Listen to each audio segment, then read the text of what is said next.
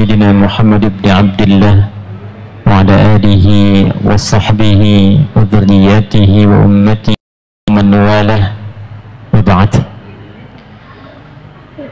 Jemaah sekalian, pertama saya meminta semuanya tenang dulu supaya kita memulai kajian ini dengan hati yang lapang, sebab ilmu itu tidak akan mungkin kita raih dengan baik kecuali pertama kondisi kitanya tenang.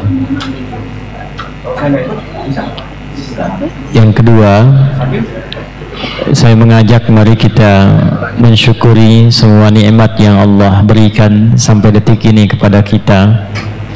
Semoga semua amanah nikmat ini dapat kita jaga dengan baik sehingga mampu dipertanggungjawabkan saat pulang kepada Allah.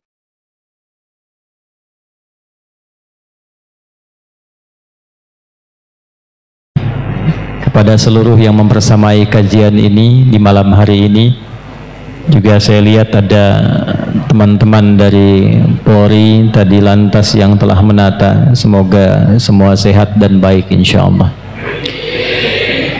Malam ini waktu kita sangat terbatas, karena malam ini pula selepas kajian saya akan langsung kembali. Karena tidak ada pesawat, maka menggunakan kapal laut, dan akan terus nanti pindah begitu tiba, istirahat sejenak, pakai pesawat kecil terbang lagi. Karena itu materi malam ini akan sangat padat, mohon disiapkan kondisi kita untuk belajar, dan materi ini akan menjadi penting dan jarang kita kaji mengenai kegiatan harian Nabi Muhammad sallallahu alaihi wasallam. Bagaimana kegiatan harian Nabi, apa yang dikerjakan oleh beliau sallallahu alaihi wasallam dari bangun tidur sampai tidur lagi.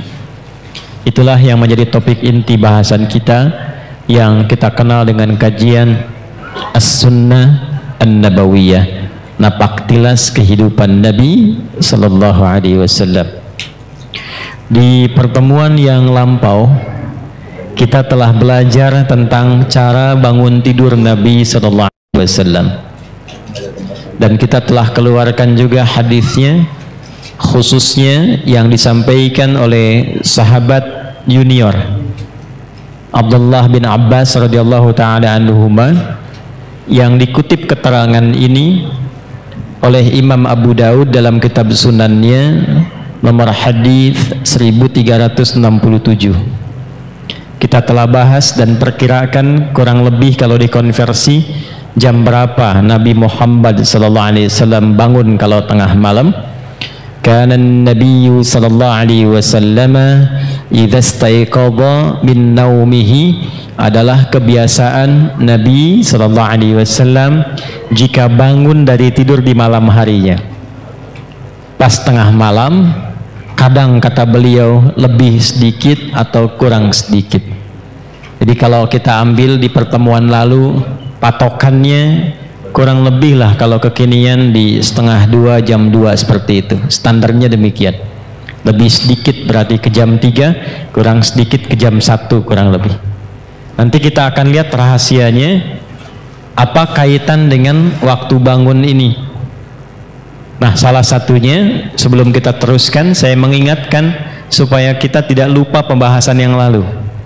Ingat, mengikuti sunnah Nabi itu manfaatnya 3. 1, ketika kita ikuti sunnah Nabi Muhammad sallallahu alaihi wasallam dengan diniatkan mengerjakan itu, bukan sekedar beraktivitas, tapi diniatkan mengikuti Nabi, seketika dituliskan langsung pahala, jadi punya nilai akhirat. Jadi begitu kemudian kita niatkan, saya bangun tidurnya ingin mengikuti petunjuk Rasulullah, jadi begitu bangun diikuti, dituliskan pahalanya. Di mana bangun tidur ada yang punya pahala? Pahala itu singkatnya bekal akhirat. Jadi kan pindah tempat beda bekal ya. Ini gambaran gampangnya. Tadi siang saya sampaikan di Metro. Kalau kita sekarang berada di Lampung, di Indonesia, mau ke Amerika, hukum di Amerika dengan di Indonesia sama tidak? Tidak.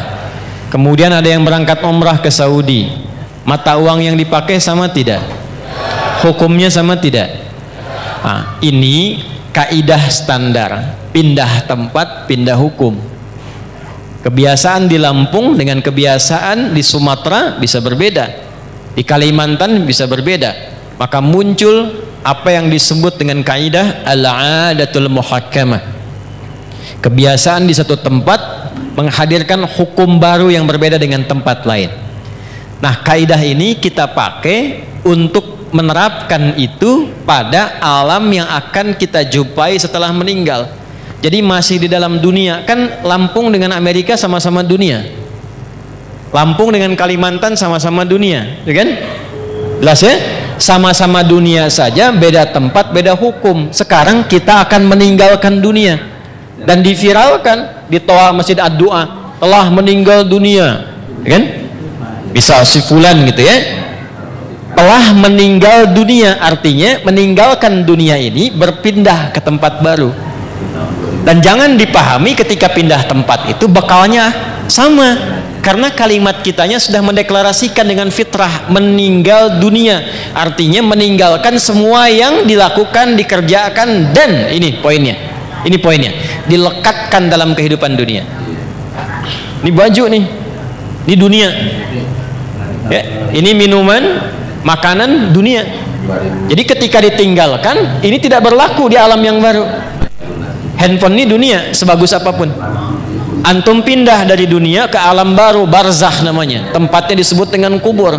Pertanyaan saya, handphone sebagus-bagusnya itu ikut gak ke alam kuburnya? Nah, beda hukum. Sayang kalau kangen nanti miskol aja ya, kalau papa meninggal. Nggak bisa. Mau miskolanya khairayyarah, mau syarrayyarah, tidak akan bisa masuk ya. May ya'mal mithqala dzarratin khairayyarah ya, ataupun syarrayyarah. Minuman juga begitu, apa yang berlaku di dunia tidak berlaku di alam kubur, apalagi di akhirat. Alhamdulillah.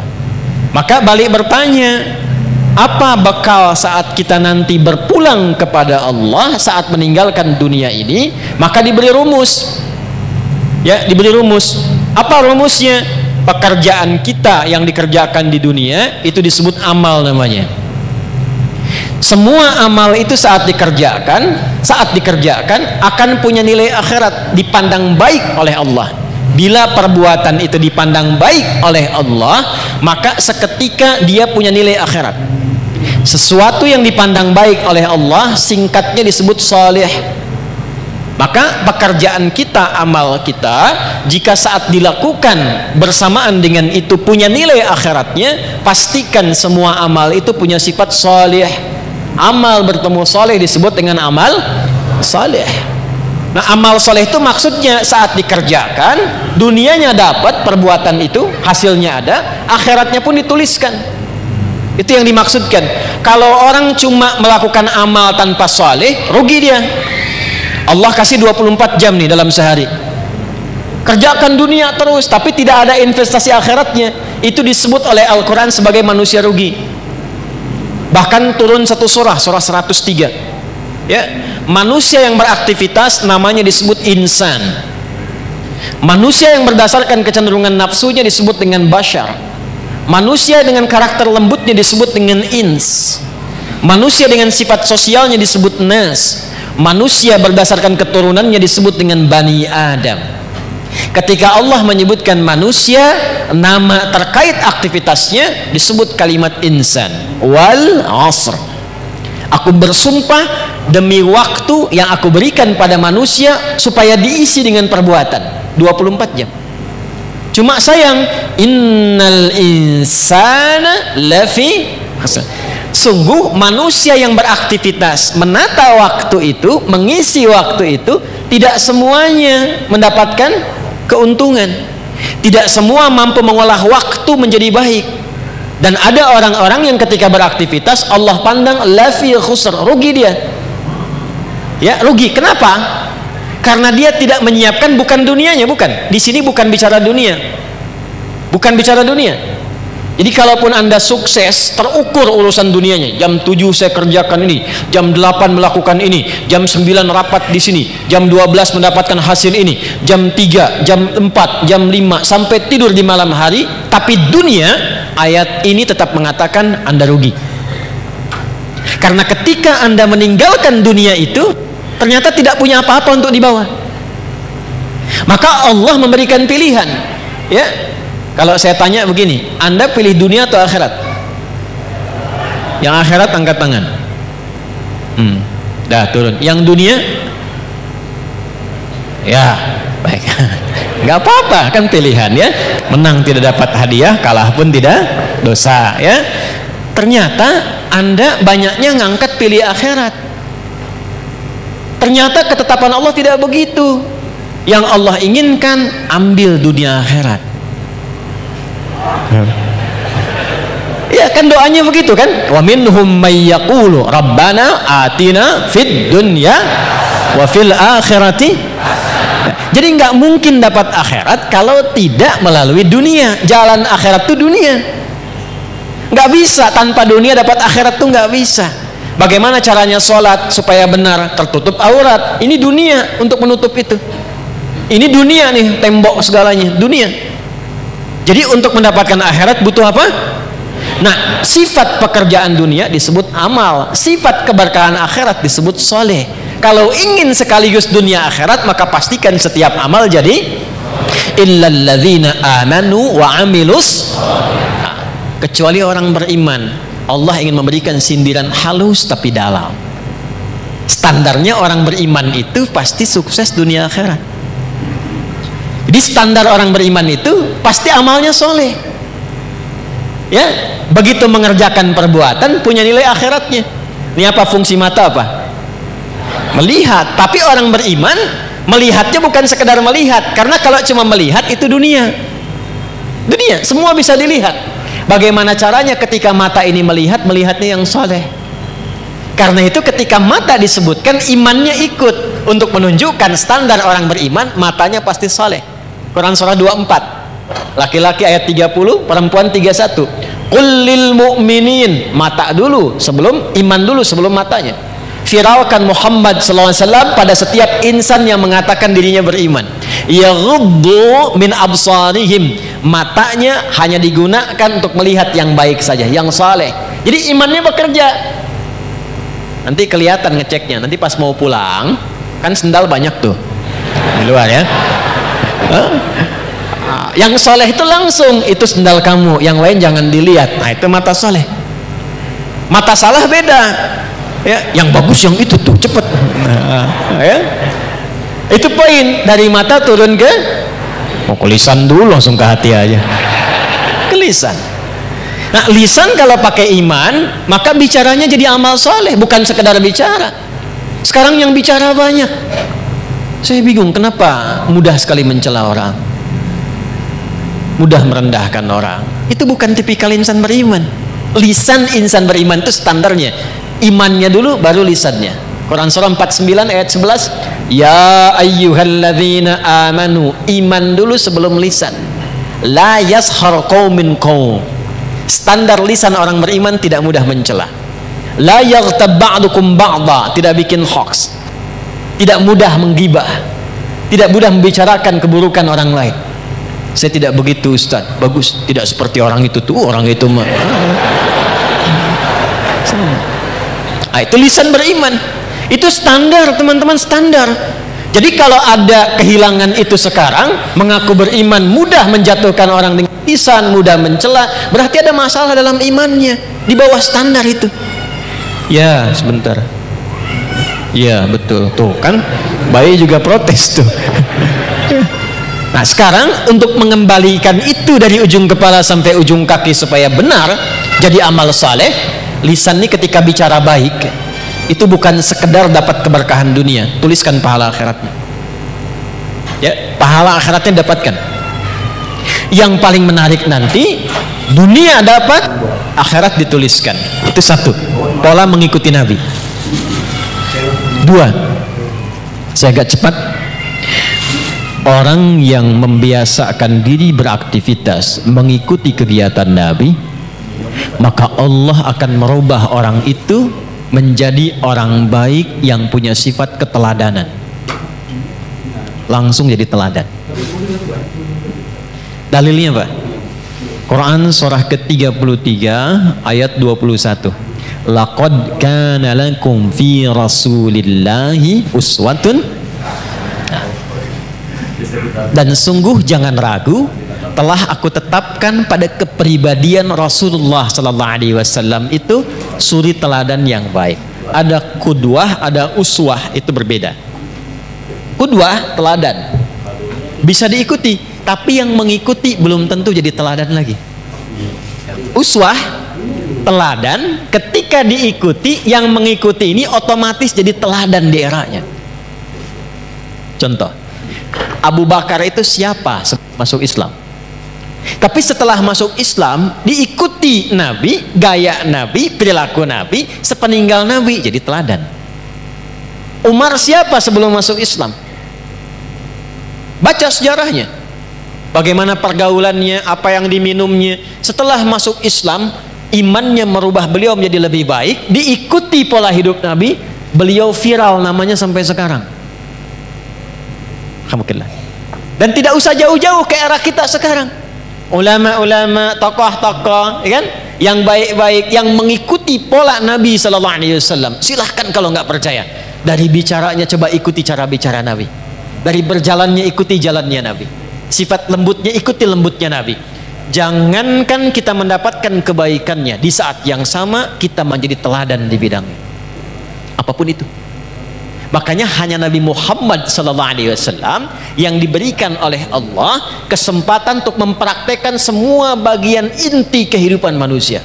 Anak beliau jadi anak, suami jadi suami, kemudian maaf, suaminya pun diperkenankan istrinya lebih daripada 4. Kenapa? Saya pernah sampaikan termasuk di sini, karena seluruh istri Nabi itu mewakili semua karakter perempuan di muka bumi. Jadi nanti kalau antum pulang ke rumah, tinggal dicek istri antum mirip siapa. Hah? Lihat tuh, kalau Sayyidah Khadijah agak jarang tuh, begitu dilihat setengah masalah hilang. Ya, Sayyidah Khadijah dengar kata-katanya, masalah hilang betulan. Antum lihat istri tambah masalah, repot. Ya, maka berlatih. Jadi ayah, figur. Jadi kakek, figur. Jadi pemimpin, figur. Pedagang, figur. Perawat yatim, figur. Jadi tetangga, figur. Tetangga Nabi. Sekarang tetangga masa gitu. Ya. Dulu semua jadi contoh. Nah ini poin. Yang telah kepada orang itu turun cinta Allah. Ini yang mahal. Di antara amalan yang cepat mendapatkan cinta Allah itu, salah satu amalan yang intinya mencoba meneladani keutamaan Rasulullah SAW. Itu begitu dikerjakan, walaupun mungkin awalannya sederhana, tapi kita sedang mencoba mendapatkan cinta Allah Subhanahu wa Ta'ala. Apa dalilnya? Quran surah ketiga Ali Imran di ayat ke-31. Qul in kuntum tuhibbunallaha fattabi'uni yuhibbukumullah. Katakan Muhammad, viralkan kepada umatmu, siapa yang serius mencintai Allah, buktikan cintanya dengan mengikuti petunjuk Nabi Muhammad SAW. Ikuti kebiasaannya. Bukan hanya sholatnya, awas. Sholatnya seperti sholat Nabi, bagus. Akhlaknya kayak Nabi nggak? Jangan sampai sholatnya ritual diikuti, tapi hikmah sholatnya nggak dipraktekkan. Inna sholata tanha anil fahsya. Katanya sholatnya pakai dalil, tapi lisannya fahsya, manfaat sholatnya nggak ada. Tangannya mungkar, manfaat sholatnya nggak ada. Itu poinnya.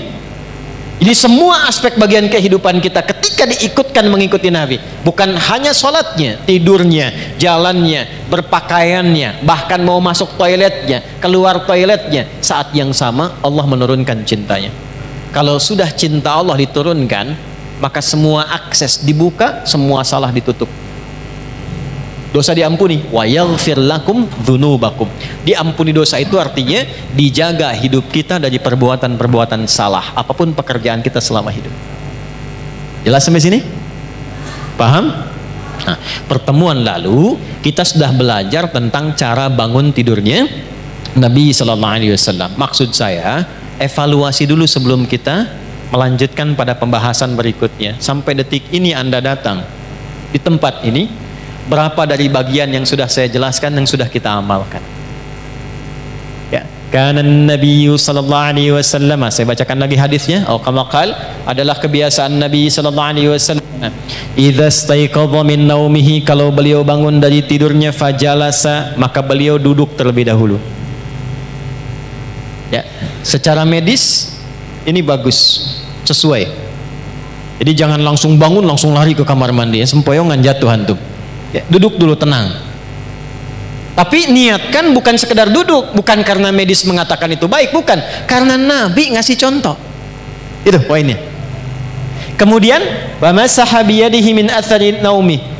Dia gunakan bagian tangannya yang bersih untuk menghilangkan bekas ngantuknya. Ya. Di walaupun bangunnya setengah dua, duduk dulu. Kan dalam duduk itu yang tenang kadang-kadang kan masih begini, ya.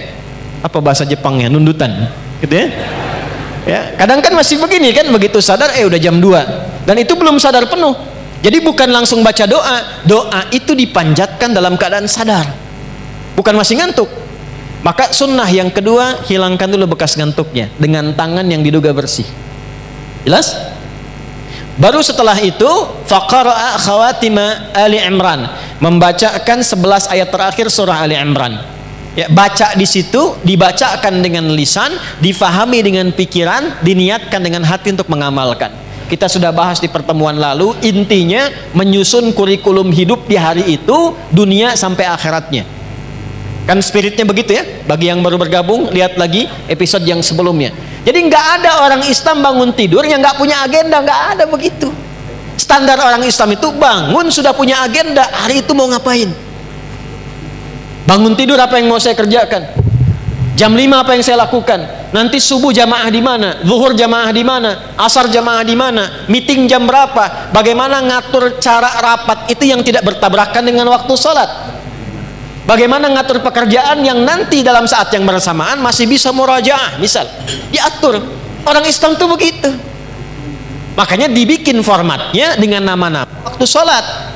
Begitu bangun ketemu subuh, setelah itu kan dari kata asbah yang sudah siap dengan rencana. Was-subhi idza tanaffas, Quran surah 81 ayat 18. Dan aku bersumpah demi waktu subuh, kalau sudah tiba bersamaan dengan nafas yang keluar yang baru itu, agenda kita sudah tersusun. Cek di pertengahan siang, siang itu nahar, tapi zuhur. Zuhur itu dari kata idhar, jelas terang. Sudah jelas belum hasilnya? Jadi ibadah enggak? Atau cuma dunia saja? Evaluasi lagi. Kalau masih ada yang sulit, datang ke masjid, sholat, minta kemudahan. Kalau cuma dunia, tobat, datang ke masjid, dapatkan cinta Allah. Maka muncullah kemudian asar. Ingatkan, jangan sampai rugi. Karena sebentar lagi juga, kalau bukan meninggalkan dunia duluan, dunia meninggalkan kita. Maka diperlihatkan maghrib. Lihat ke alam tuh. Alam saja tidak selamanya terang, pasti akan gelap. Lalu ujungnya adalah isya. Dari kata asya, pencarian ma'isyah, sibuk. Kalau turun ke kasrah, isya, sesibuk-sibuknya pasti akan selesai juga. Jadi kalau dengar adzan isya, Allahu Akbar, itu rasanya beda dengan maghrib, lain dengan subuh. Kalau dengarnya pakai iman, itu lain. Kalau nggak pakai iman, beda rasanya. Adzan baru duhur, dasar lagi. Tapi kalau pakai iman lain, Allahu Akbar, isya. Adi, sesibuk-sibuk ya kamu pasti akan pulang. Apa yang sudah kamu siapkan untuk pulang? Pasti terpejam matamu setelah ini. Apa persiapanmu? Itu dalam sekali maknanya. Maghrib, asar beda kalau kita ngajinya dengan pemahaman. Tapi kalau ngajinya tidak dengan argumen, hanya sentimen saja, kadang kita hanya memenuhi kadang hanya memenuhi sebagian. Allahu Akbar, kecilin tuh toanya. Udah kecil Pak, cuman mic-nya aja yang kencang. Paham ya? Nah itu poinnya.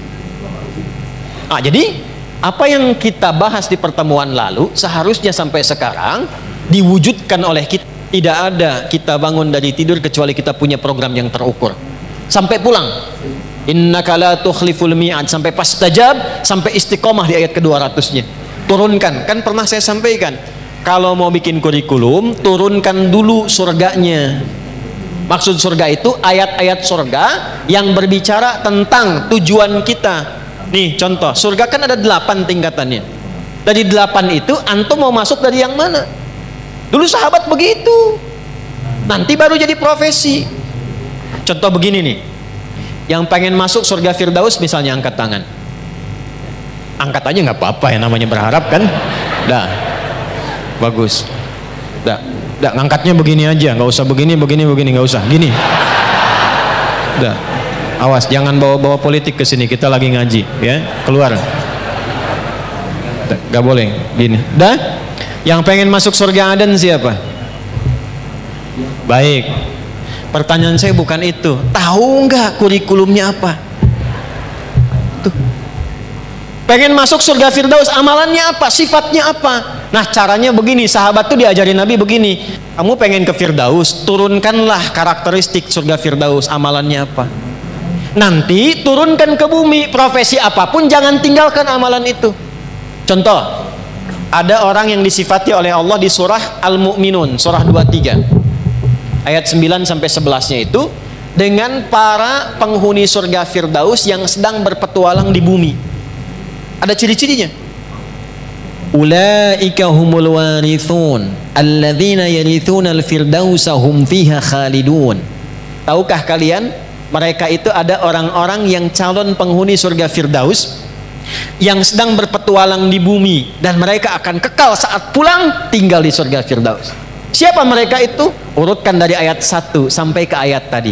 Qad aflahal mu'minun alladzina hum fi salatihim khashi'un. Urutkan walladzina hum 'anil lagwi mu'ridun walladzina hum lizzakati.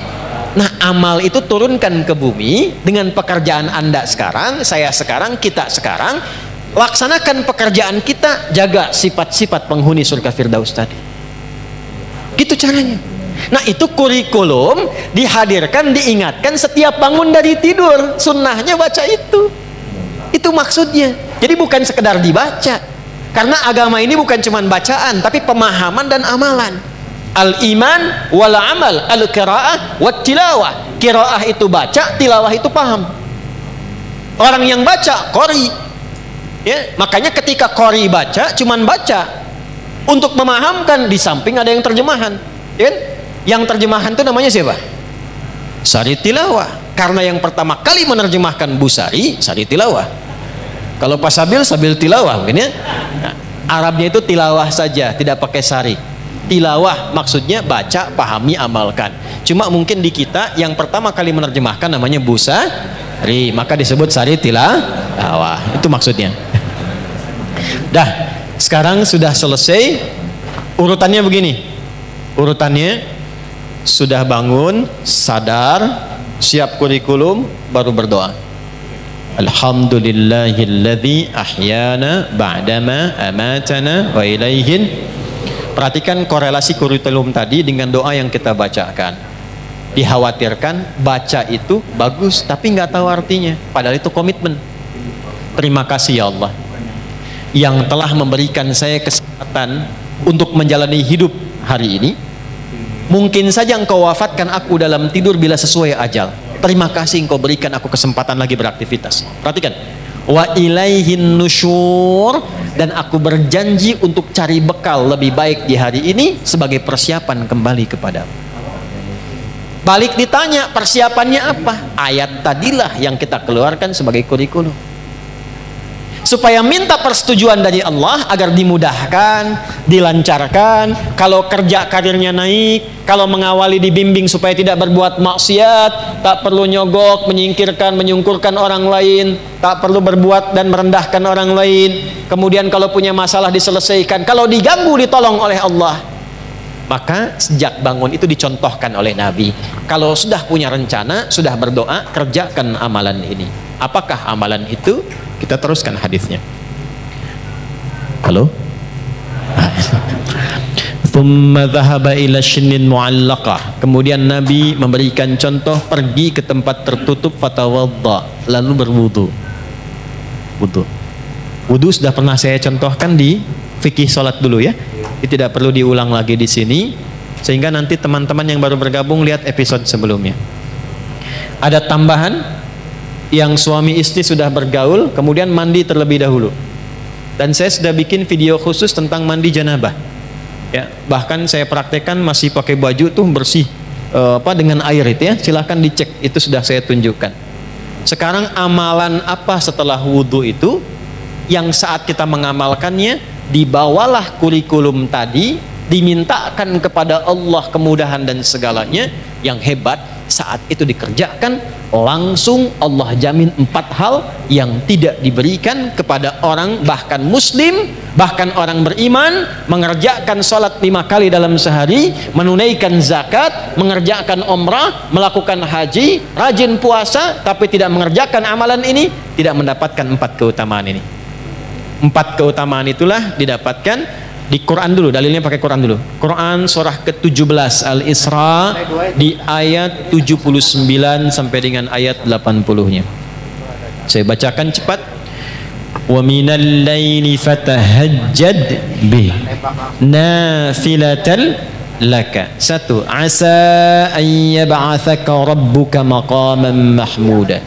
2. Wa qur rabbi adkhilni mudkhala sidq. 3. Wa akhrijni mukhrajas sidq. 4. Waj'alni min ladunka sultanan nasira. Lihat kaitannya dengan kurikulum tadi. Saya agak cepat nguraikannya begini ya. Sebentar. Waktu kita terbatas, tolong fokus dengan baik ya. Belakang kelihatan ini? Ah ya, kelihatan. Belum saya tulis udah kelihatan. Imannya kuat banget belakang tuh. Nah, ini saya urutkan ya, diagramnya begini. Bangun ya. Bangun tidur. Siapa yang bilang tadi itu? Mau tidur, tidur lagi. Mau tidur doa, kan sudah Nabi nih. Bangun tidur ya. Duduk. Hilangkan bekas ngantuk.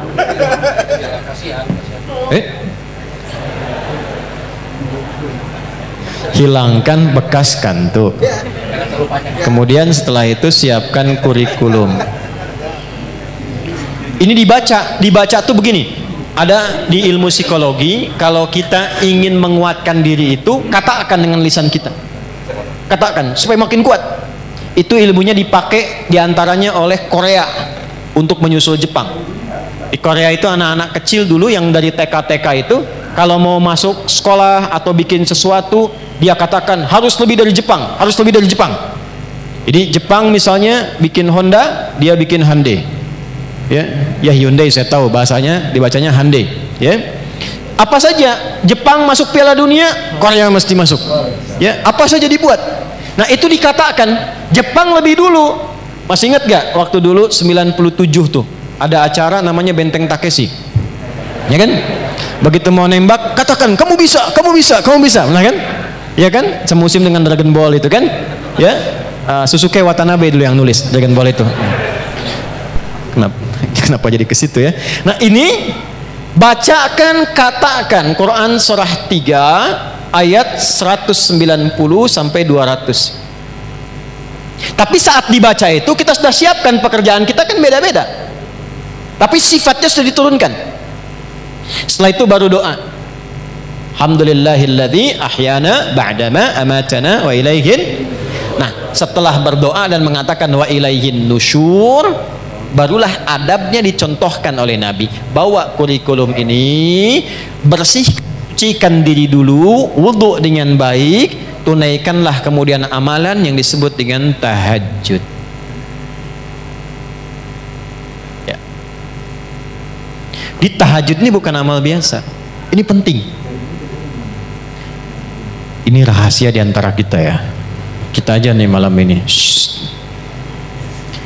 Tahajud itu amal yang tidak pernah ditinggalkan Nabi, bahkan dalam sakit dan misi militernya. Nabi dikonfirmasi oleh Sayyidah Aisyah radhiyallahu taala anha, dalam sakit pun itu masih memaksakan tahajud walaupun sampai duduk. Bengkak kaki masih tahajud. Kesaksian beberapa sahabat menjelang misi militer karena diserang harus bertahan. Maka yang terjadi apa? Semua bersiap, berbaris, ada yang lihat, semua tidur kecuali Nabi di bawah pohon masih tahajud. Masih tahajud.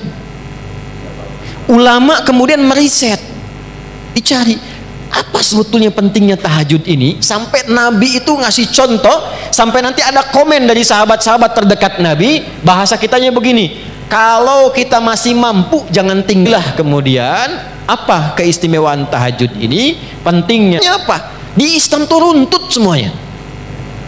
Saya langsung cepat dulu. Orang-orang yang datang membawa kurikulum hidup, lalu dia menunaikan malamnya tahajud. Ingat, saya belum bicara fikih ya. Kalau fikih itu cuman membahas tentang sholatnya saja, nggak terkait dengan ini pun Anda sholat, sah sholatnya. Tapi kalau kita menginginkan hikmah, ada keberkahan di balik tahajud yang terkait dengan kehidupan kita, pahami ininya dulu. Kalau ngajinya nggak begini, nggak masuk. Jelas ya? Satu, asa ayyab'atsaka rabbuka maqaman mahmuda. Orang yang konsisten, ingat konsisten ya, bukan malam ini tahajud besok tidak, besoknya tahajud besoknya tidak. Kenapa kamu begitu? Ah, saya melihat ada puasa Daud, mungkin ada tahajud Daud juga gitu kan. Nah, itu tidak demikian. Dia jaga tiap malam, maka satu, Allah akan angkat derajatnya. Kalau di dunia itu karirnya atau pekerjaannya, kalau di akhirat itu tingkatan surganya.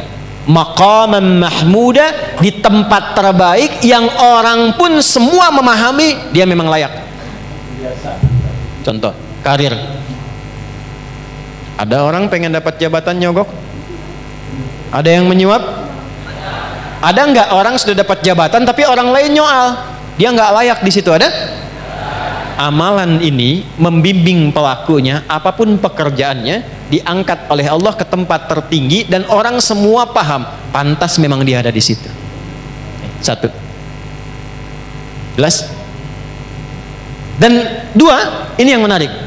Wa qur rabbi adkhilni mudkhala sidqin.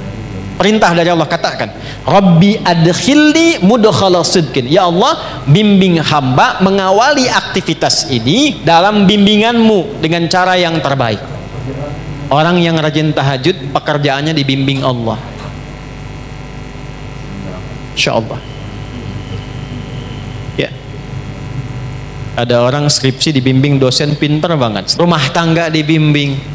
Seakan-akan nggak punya masalah. Begitu ada masalah, di tiap masalah. Bukan nggak punya masalah. Kadang-kadang masalahnya banyak. Sama. Antum jangan kira seorang kiai, ustadz kayak saya nggak punya masalah. Banyak masalah. Apa nggak banyak tuh? Ya. Kalau kita tidak mendekat kepada Allah, tidak bangun komunikasi, tidak tersambung, nggak mudah. Nggak mudah. Jadi kiai itu nggak mudah. Nggak bisa pensiun. Ya. Nggak boleh menyembunyikan ilmu, ngajar nggak boleh cari dunia, nggak boleh saya mikirin amplop. Doa besar nih, kalau tebal itu sahih, kalau tipis dhaif, tipis tapi banyak sahih li ghairihi. Nggak ada, nggak boleh bicara tarif, nggak boleh minta-minta begitu. Ikhlas kalau mengajar, jangan menyembunyikan. Yang paling repot tuh begini, kalau disampaikan ente ngamalkan. Jadi kalau saya misalnya sekarang pandai nasihati, tidak mengamalkan, itu dicela oleh Allah. Afala ta'qilun, otak kamu di mana, kata Allah. Dan nggak bisa pensiun. Itu kalau nggak bangun komunikasi, tersambung dengan Allah dengan cara yang baik, tidak mudah. Yang keempat, waj'alli min ladunka sultanan asyara. Dilindungi oleh Allah. Allah langsung yang lindungi. Bisnis jangan dikira teman-teman itu berjalan begitu saja. Ada persaingan. Kadang-kadang Anda yang pasang tender begitu dapat, orang lain yang ngambil. Ada begitu? Ada. Al-Baqarah 155 isyaratnya. Ada yang tiba-tiba dijegal, ada yang tiba-tiba begini begitu. Ini dekati amalannya. Jadi begitu kita menunaikan tahajud, bukan persoalan detilkan sekarang, bukan. Kurikulum kita apa nih kegiatannya? Antum pekerjaan apa? Di kebun, di sawah, bertani, berkantor, jualan, dagang. Ini kan kurikulumnya. Susun sampai akhirat, tunaikan tahajud, minta sama Allah dalam sujud. Karena itu di Al-Insan ayat ke-26 dikonfirmasi di ujungnya, wasabbihu lailan tawila. Sujud, tasbih, minta yang panjang supaya kurikulum yang disusun ini dimudahkan oleh Allah dengan 4 sifat ini. Kalau belum sanggup bangun, ya Allah, itu disindir lagi di Quran surah 73 itu. Ya ayyuhal muzammil, duhai yang sedang enak pakai selimut, qumil laila illa qalila. Kamu pengen lancar, pengen senang, pengen mudah, pengen bahagia, tapi kamu jauh dariku, aku aja dibegitukan. Tuh. Nisfahu awi qusbinhu qalila. Gak usah panjang-panjang. Ini manhaj nanti. Begini cara menunaikannya. Sedikit aja, walau 2 rakaat, walau witirnya 1 rakaat. Tunaikan dengan ikhlas. Bacakan surat Al-Ikhlas kalau terasa panjang. Misalnya, yang paling menarik tuh begini. Lihat poinnya, lihat poinnya. Ini yang paling menarik. Allahu Akbar. Innalaka fin nahari sabahan tawila. Kamu ini menarik, kata Allah. Siangnya sibuk cari dunia, malamnya terlelap dengan selimut. Cita-cita masuk surga, amalan belum cukup. Bangun dong tuh, bangun. Jadi kalau ditanya apa manfaat tahajud dan apa hubungannya dengan doa saat bangun tidur, ini korelasinya. Nah, sekarang mohon izin kita dengarkan adzan dulu karena sudah masuk waktu Isya. Nanti saya mungkin izin setelah adzan saya sambungkan dulu sekitar 10 menit. Setelah itu baru ditutup dengan menunaikan Isya ya. Karena ini kan semua insya Allah di satu tempat ya. Kalau sifatnya satu tempat nanti kita bisa lakukan secara bersamaan. Beda dengan sifat masjid yang dia punya sifat untuk menunaikan sholat saja. Karena kita sedang dalam sifat kajian, nanti kita gabungkan setelah adzan kita dengarkan untuk menunjukkan ke daerah setempat bahwa waktu Isya sudah tiba. Jelas? Kemudian saya sambungkan 5-10 menit. Setelah itu baru ditunaikan sholat Isya berjamaah. Siap?